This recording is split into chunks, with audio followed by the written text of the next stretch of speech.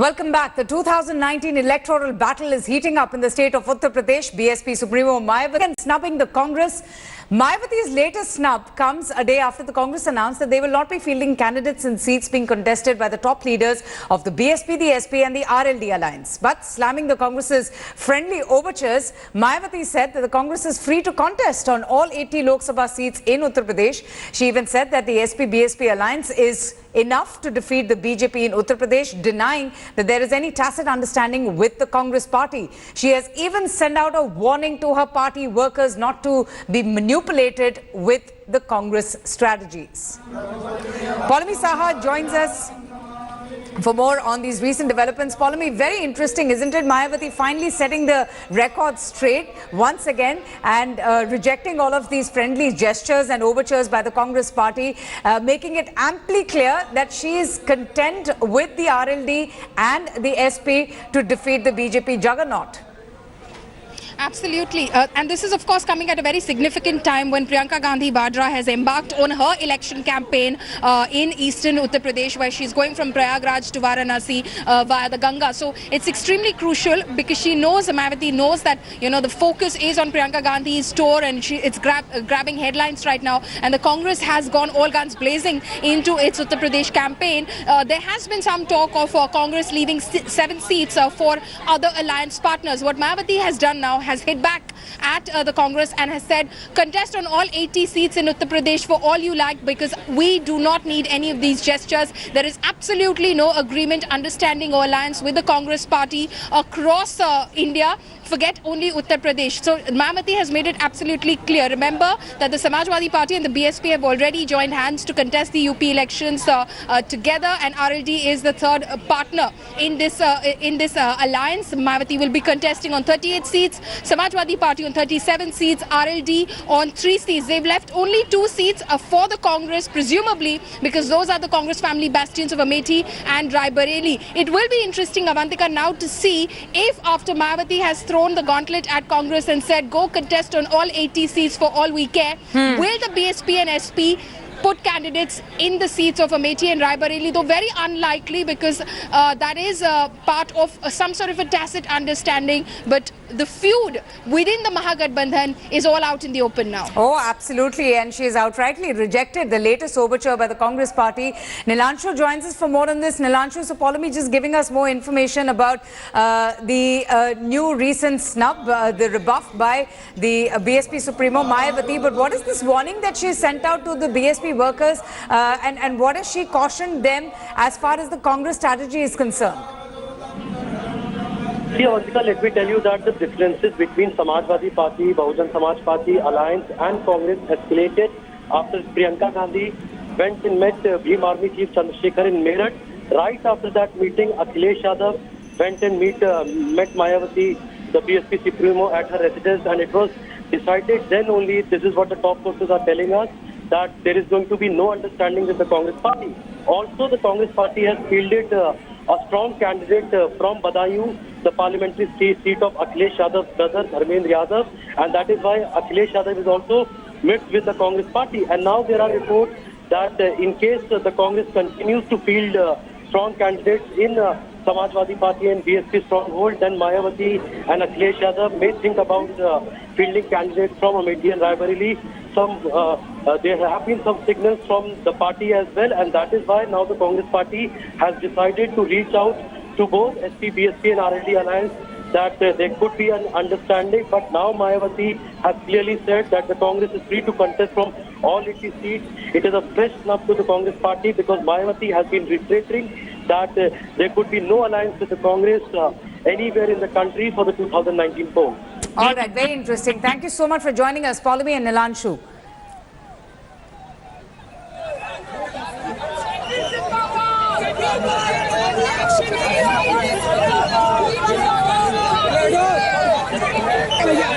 Okay, so these are the two visuals that we're playing. The recent snub by the BSP to the Congress party after they decided not to contest those 7 seats. In fact, Raj Babbar had addressed that press conference wherein he said that they're leaving the 7 seats vacant for the SP, BSP and the RLD, which also includes the important Mainpuri, Kannauj, Firozabad and the seats that RLD would be contesting on. But Mayawati coming out and saying, well, we don't need anyone's assistance. There is no understanding of any kind, and we are going to go it alone along with the BSP and the RLD.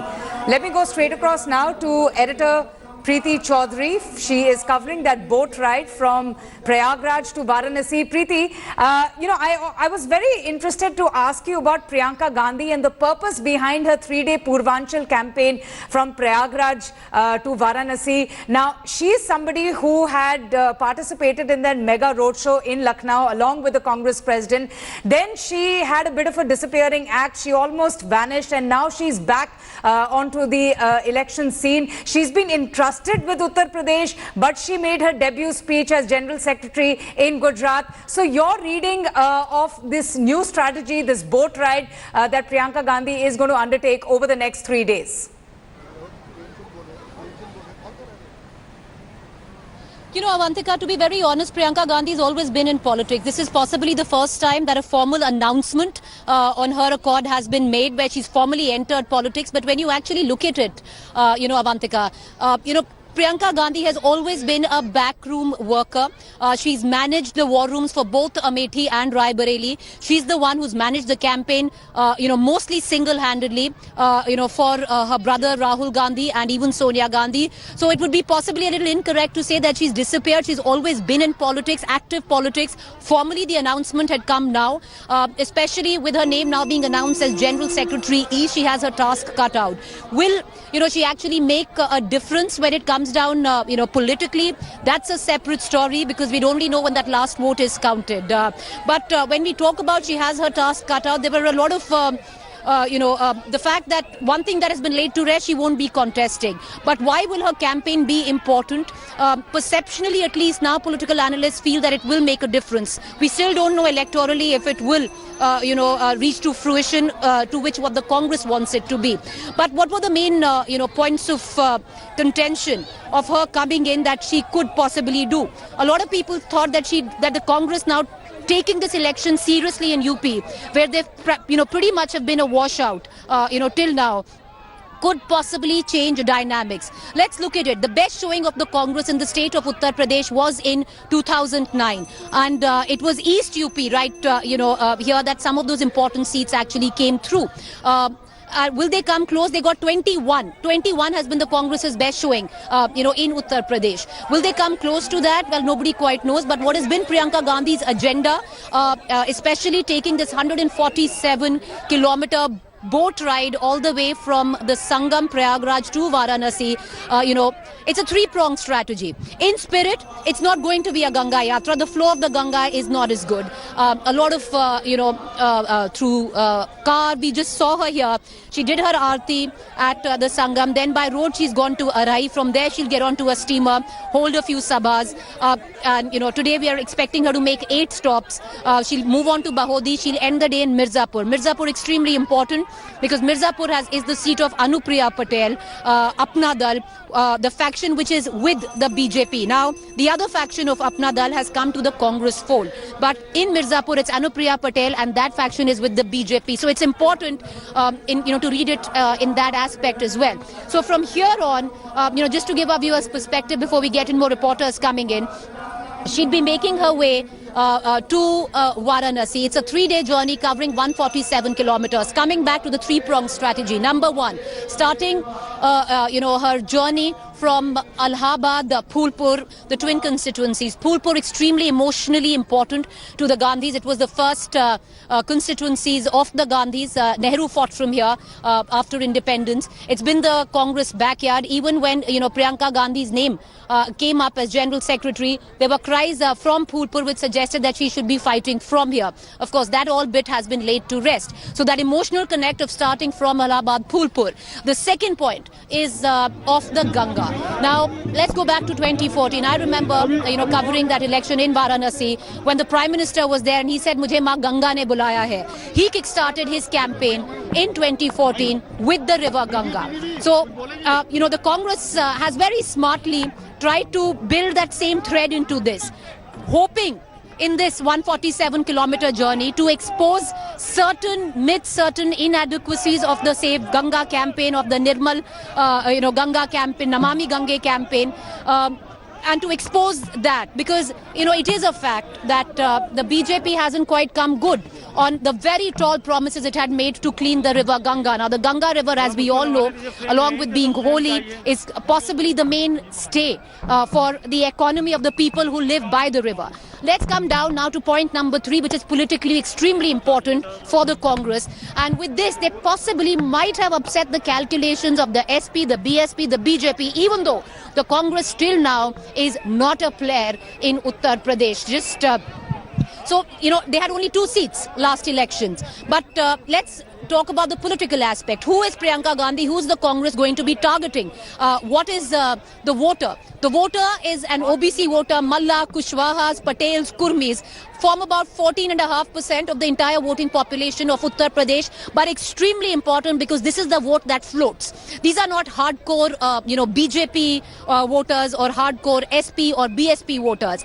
The last time, the Kurmis particularly, which form about 7% and an important 7%, went with the Bharatiya Janata Party. This is the vote she's hoping to influence at this juncture. This move of her has upset both. It has upset the BSP as well as, the BJP. Let's look at what has played out 3 days before her, campaign started here. She visited the Bhima, army head Chandrasekhar Azad at the hospital. That has irked the BSP chief. She's looking at targeting a lot of OBC backward, Dalit bastis on the way to Varanasi. That would upset the BSP, where now her alliance with Hardik Patel again comes into play because this area is also extremely richly populated with the Patel population. Now, and that is another thing that she'd be looking at targeting, the vote which went to the BJP along with Apna Dal, because Mirzapur is an Apna Dal constituency. So a 3-pronged strategy there, Avantika, and we're going to keep tracking, getting our viewers the very latest. Now, coming in on the very latest of Mayawati, expressing the fact that, Congress can go ahead and contest in all 80 seats. The alliance doesn't quite care. It's rather right because it's a little cute for the Congress to say we are leaving 7 seats for a party which has only 2 of 80 seats. Leaving 7 doesn't quite mean anything. So perceptually, this is what the Congress hopes to do and dent with this 3-day tour. Will it work or not work? That's a separate thing. But let's take you to what happened today. Priyanka Gandhi was right here just about 45 minutes ago. Said a little prayer with Ma Ganga and took a silent pledge is what the Congress Karyakartas tell us. But let's listen in to that brief interaction my colleagues had with her just a short while ago, and then we'll continue with this broadcast. Priyanka Gandhi की पूरी तैयारी है और राहुल गांधी ने जो जिम्मेदारी प्रियंका गांधी को दी है उस जिम्मेदारी के तहत प्रियंका गांधी का सीधा आह्वान बोलेंगे। प्रियंका जी कुछ बोलेंगे? आप अभी से थक गए हैं, पूरे दिन क्या करेंगे? प्रियंका जी क्या कहेंगी? गंगा जी की प्रियंका जी गंगा जी इकट्ठे होंगे तब प्रियंका गांधी कहना है कि जब सब इकट्ठे होंगे तब बात करूंगी। और निश्चित तौर पर आप देख सकते हैं कि प्रियंका गांधी की जो जल यात्रा है वो शुरू हो चुकी है। All right, so we continue to report out of Allahabad. We'll be ending the day at Mirzapur after 8 stops from Allahabad to Mirzapur and then to Varanasi. That's the 147-day stretch of Priyanka Gandhi's first campaign in Uttar Pradesh. It's over to my colleague Avantika, who's in the studio getting you the very latest on everything else. Thanks for watching the video. For more such news and updates, please like, share and subscribe to India Today. Also check out our other great videos from our channel. We know you will love to.